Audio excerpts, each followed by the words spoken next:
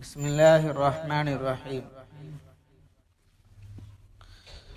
کل کی تعلیم میں یہ بات آ چکی ہے کہ وحی کی ہمیں کتنی ضرورت ہے۔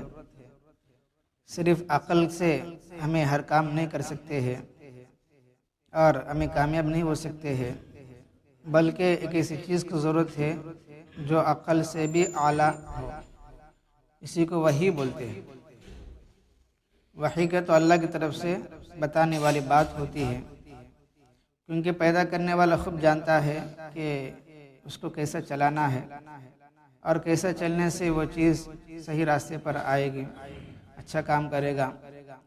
تو ویسا ہی اللہ پاک ہمیں بنایا ہے، ہمیں پیدا کیا ہے، ہمیں دنیا میں بھیجا ہے، تو اللہ ہی بہتر جانتے ہیں کہ اللہ پاک کہ ہماری رہنمائی کرے، ہماری رہبری کرے اور ہمیں بات بتائے۔ آپ آگے فرماتے ہیں، جب کوئی شخص یہ دعویٰ کرے کہ وہ حامل وحی ہے اور خدا کا پیغمبر اور الچی، تو اس کے دعوے صدق و کذب کی معرفت کا کون سا طریقہ ہے؟ کون تو اپنے آپ کو نبی ہونے کا دعویٰ کرے، میں نبی ہوں بول کے، اب اس آدمی کو جو ہے سچا یا جھوٹا ہمیں کیسا اس کو پہچان سکتے ہیں؟ کیونکہ آپ کو معلوم ہے ابھی سے 100 سال پہلے پنجاب کے اندر ایک آدمی تھا مرزا غلام احمد، اس نے بھی اپنے آپ کو نبی ہونے کا دعویٰ کرا، میں نبی بول کے سب کو بول دیا تھا۔ تو ویسا کون تو نبی ہونے کا دعویٰ کرتا ہے، تو وہ کون سا طریقہ ہے جس کے ذریعے سے ہم اس کو پہچان سکتے ہیں کہ نبی ہے یا نہیں ہے؟ ویسے تو ہمارا نبی آخری نبی ہے، بس یہ ہمارا عقیدہ ہونا ہے۔ سمجھ رہے بھائی؟ ایک تو ہمارا نبی نبی ہے، لیکن ہمارا نبی آخری نبی ہے، مطلب اس کے بعد جو بھی نبی ہونے کا دعویٰ کرتا ہے سب کے سب جھوٹے ہیں۔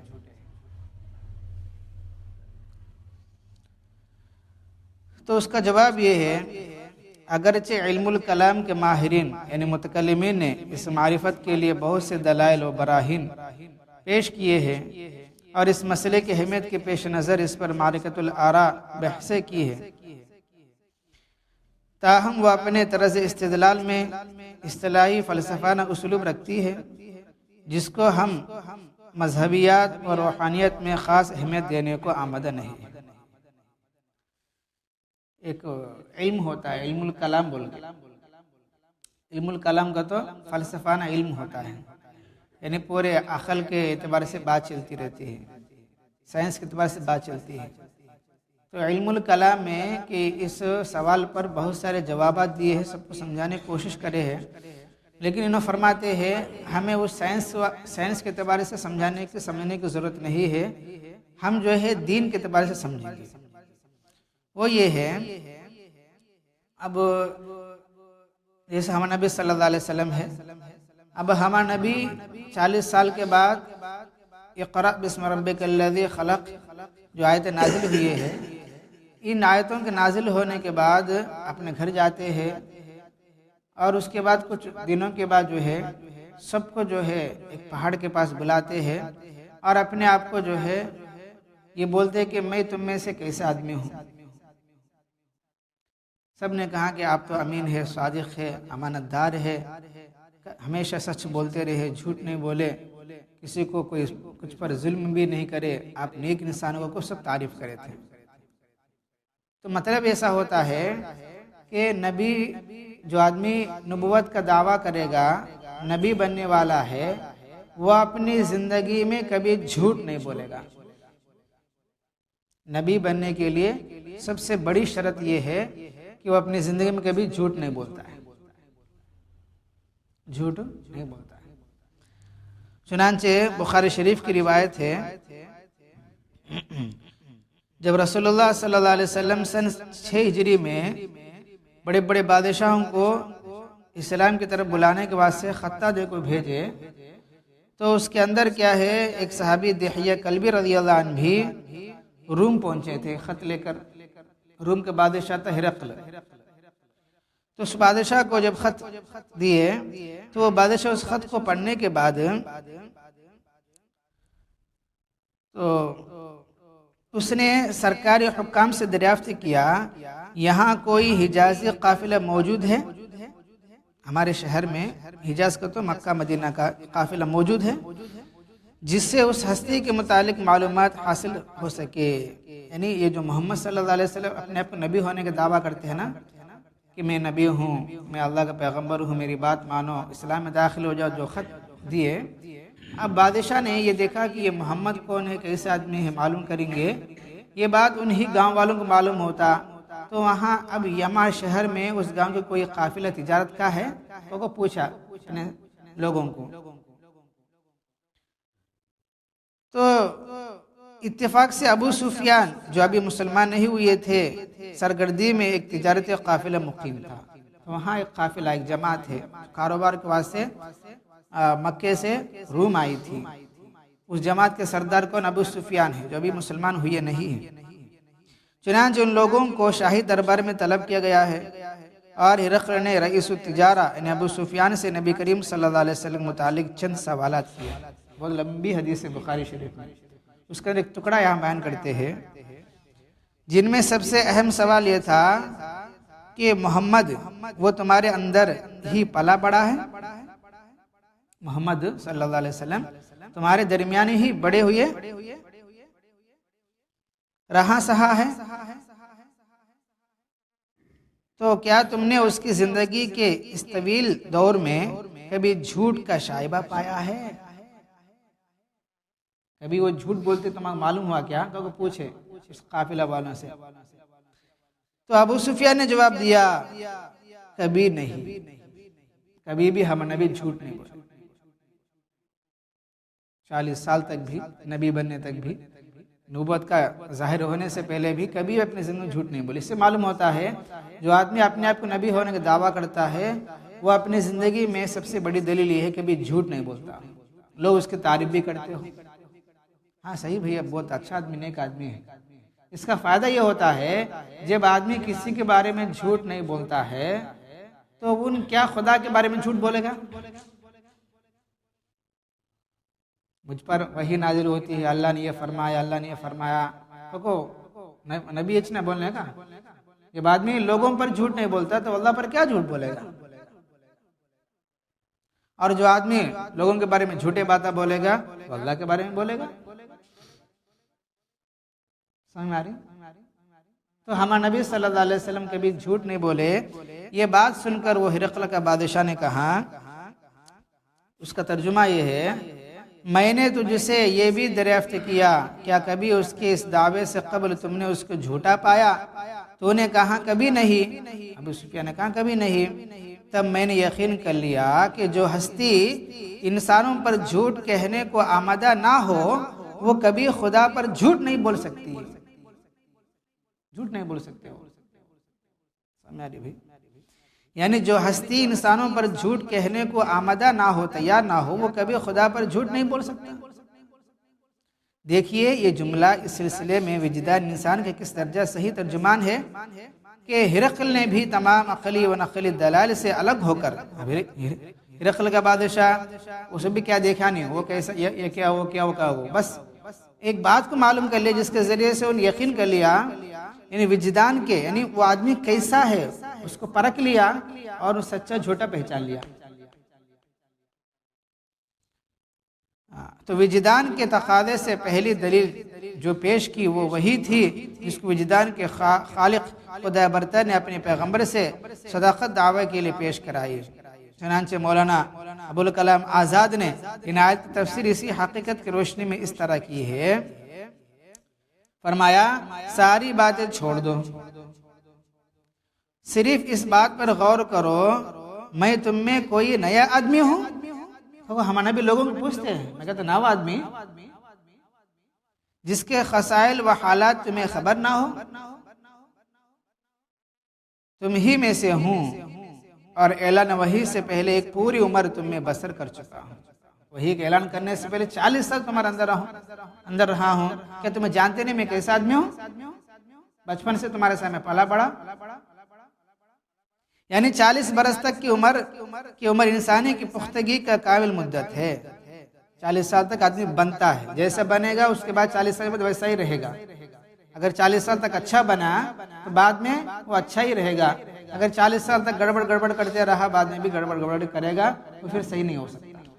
40 سال تک بننے کا زمانہ ہوتا ہے، پختگی کا زمانہ ہو جب پک جاتا ہے، پھر بعد میں بدلنے چانس رہتے نہیں، بہت کم رہتے ہیں ہمارے۔ اس سے معلوم ہوتا ہے اگر اللہ کے راستے میں نکلنا ہے تو 40 سے پہلے نکلے تو زیادہ فائدہ ہوتا ہے۔ اگر اللہ کے راستے میں نکلنا ہے تو 40 سال پہلے نکلیں گے تو زیادہ فائدہ ہوتا ہے، کیونکہ وہ بدلنے کا زمانہ ہے، آدمی بدل جاتا ہے۔ سمجھ آ رہی بھائی؟ ہاں، جس کو فرصت نہیں ہے یا جو ہے اس تک دعوت نہیں پہنچی ہے یا کچھ مجبوریاں ہے پھر وہ الگ بات ہے، جب چاہے نکلے، لیکن کوشش تو یہ کرنا ہے 40 سال کے اندر ہی وقت لگانے کی کوشش کرنا ہے۔ مجبوری ہے، ہر وقت ہے۔ تو فرماتے ہیں تو ان تمام مدت میں میری زندگی تمہاری آنکھوں کے سامنے رہی، بتلاؤ اس تمام عرصے میں کوئی ایک بات بھی تم نے سچائی اور امانت کے خلاف مجھ میں دیکھی؟ پھر اگر ان تمام مدت میں مجھ سے یہ نہ ہو سکا، یعنی کبھی جھوٹ نہیں بولا، تو کسی انسانی معاملے میں جھوٹ بولوں تو کیا ایسا ہو سکتا ہے اب خدا پر بہتان باندھنے کے لیے تیار ہو جاؤں؟ تم کیا سوچتے ہو؟ اور جھوٹ موٹ کہنے لگوں؟ مجھ میں اس کلام نازل ہوتا ہے کہ اتنی سی موٹی بات تمہیں سمجھ میں نہیں آتی؟ میں جھوٹ نہیں بول رہا ہوں، یہ جو آیتیں آپ کو سنا رہا ہوں یہ اللہ کی طرف سے مجھ پر نازل ہوئی ہے، میرے بات مانو۔ تو ہم نبی اس طرح لوگوں کو دعوت دے رہے ہیں۔ تمام علماء اخلاق و نفسانیت متفق ہے کہ انسان کی عمر میں ابتدائی 40 برس کا زمانہ اس کے اخلاق و خصائل کے ابھرنے اور بننے کا اصل زمانہ ہوتا ہے۔ دیکھو علماء کا اور بڑے بڑے لوگوں کا اس بات پر اتفاق ہے 40 سال تک اس کا اخلاق بننے کا زمانہ ہوتا ہے۔ جو سانچہ اس عرصے میں بن گیا، جیسا بن گیا، پھر بقیہ زندگی میں بدل نہیں سکتا۔ 40 سال کے بعد بدل نہیں سکتا ہے۔ اچھے سانچے میں بنا تو 40 سال کے بعد جو اچھا سانچے میں زندگی گزارے گا۔ اگر 40 سال تک گڑبڑ کرتے رہا، اپنے منمانی زندگی گزارتے رہا، پھر بعد بدلتے بھی کیا وہ پختگی نہیں آتی ہے، کبھی ادھر کبھی ادھر کبھی ادھر کبھی ادھر، وہ کرنا یہ کرنا سوچتے رہتا ہے۔ بس اگر ایک شخص 40 برس کی عمر تک صادق امین رہا، یعنی ہمارے نبی صلی اللہ علیہ وسلم، تو کیوں کر ممکن ہے 41 یعنی 40 پر ایک برس میں قدم رکھتے ہی ایسا جھوٹ بول دیا؟ انسانوں پر ہی نہیں بلکہ فاطر السماوات والارض یعنی آسمان و زمین کے پیدا کرنے والے خدا پر جھوٹ باندھے؟ یہ کیسا ہو سکتا ہے؟ سمجھ رہے بھائی؟ آگے فرماتے رسول اللہ صلی اللہ علیہ وسلم، چنانچہ اس کے بعد فرمایا 2 باتوں سے تم انکار نہیں کر سکتے، 2 باتوں سے تم انکار نہیں کر سکتے، جو شخص اللہ پر افترا کرے، جھوٹ باندھے، اس سے بڑھ کر کوئی شریر نہیں ہے۔ اگر میں اللہ پر جھوٹ بول رہا تو میں سب سے بڑا شریر ہوں۔ جو صادق کو جھٹلائے وہ بھی سب سے زیادہ شریر انسان ہے۔ اگر میں سچا ہوں تم مانتے ہو، اگر تم مجھے جھٹلاتے تو آپ شریر ہیں، یا تو میں شریر ہوں یا تو آپ شریر ہیں۔ میں تو پوری زندگی آپ کے سامنے پلا بڑا ہوں، آپ جانتے ہیں کہ میں کیسا ہوں، آپ نے خود کہا کہ میں سچا ہوں، امین ہوں، تو لہذا اگر تم لوگ میری بات کو جھٹلائیں گے تو آپ شریر ہوں گے، تمہیں غلط ہوں گے۔ اگر مجھے جھٹلائیں گے مطلب اگر میں جھوٹا ہوں تو میری غلطی ہو، اور میں جو ہے جھوٹا نہیں ہوں، لہذا آپ کو ماننا پڑے گا، کیونکہ ہمارے نبی صلی اللہ علیہ وسلم ان کو سمجھا رہے ہیں، دعوت دے رہے ہیں۔ اور شریر مفتری انسان کبھی کامیاب نہیں ہو سکتا۔ اگر میں جھوٹ بولنے والا ہوں اللہ کی طرف سے تو میں کامیاب نہیں ہو سکتا۔ اب صورتحال نے یہاں دونوں فریق پیدا کر دیے۔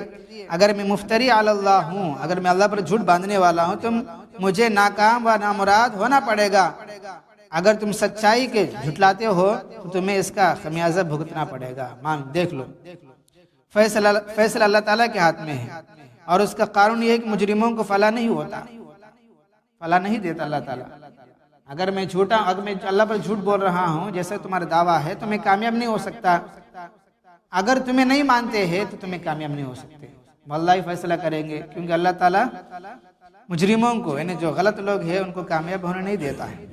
چنانچہ اللہ کا یہ فیصلہ صادر ہو گیا، جو جھٹلا رہے تھے وہ ناکام ہو گئے، وہ باقی نہیں رہا، جو صادق تھا اس کا کلمہ صدق آج تک قائم ہے اور قائم رہے گا۔ دیکھو ہمارے نبی مکے میں پیدا ہوئے، اب وہ دین وہ اسلام پر عالم میں پھیل گیا، قیامت تک رہے گا۔ تو کون جھوٹا ہوا، کون جو ہے سچے ہوئے؟ سمجھ آ رہی ہوئی؟ اس کا سے کہ یہ ہے کہ ہمارے نبی صلی اللہ علیہ وسلم کبھی جھوٹ نہیں بولے ہیں، تو ہمیں بھی کیا کرنا اپنی زندگی میں اس بات کو کہ پلو باندھ لینا ہے کہ ہم بھی کبھی جھوٹ نہیں بولنا ہے، مضبوطی سے اس بات کو بٹھا لینا، کبھی جھوٹ نہیں بولنا ہے، کیونکہ جھوٹا آدمی گنہگار ہوتا ہے، اللہ کا نافرمان بندہ ہوتا ہے، اللہ ناراض ہوتے ہیں اور فرشتے بھاگ جائیں گے اس سے۔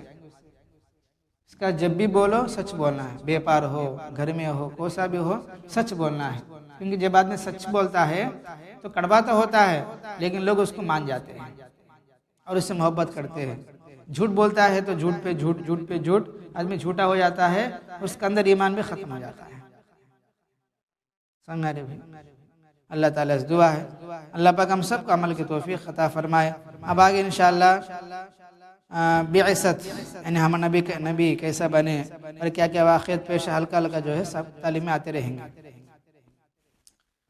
الحمدللہ رب العالمین اللہم انت السلام ومنک السلام تبارکت یا ذا الجلال والاکرام رب اعنی علی ذکرک وشکرک وحسن عبادتک لا الہ الا اللہ وحدہ لا شریک لہ لہ الملک ولہ الحمد وہم علی کل شیء قدیر اللہم لا مانع لما اعطیت ولا معطی لما منعت ولا ينفع ذا الجد منک الجد سبحان ربک رب العزت عما یصفون وسلام علی المرسلین والحمد للہ رب العالمین۔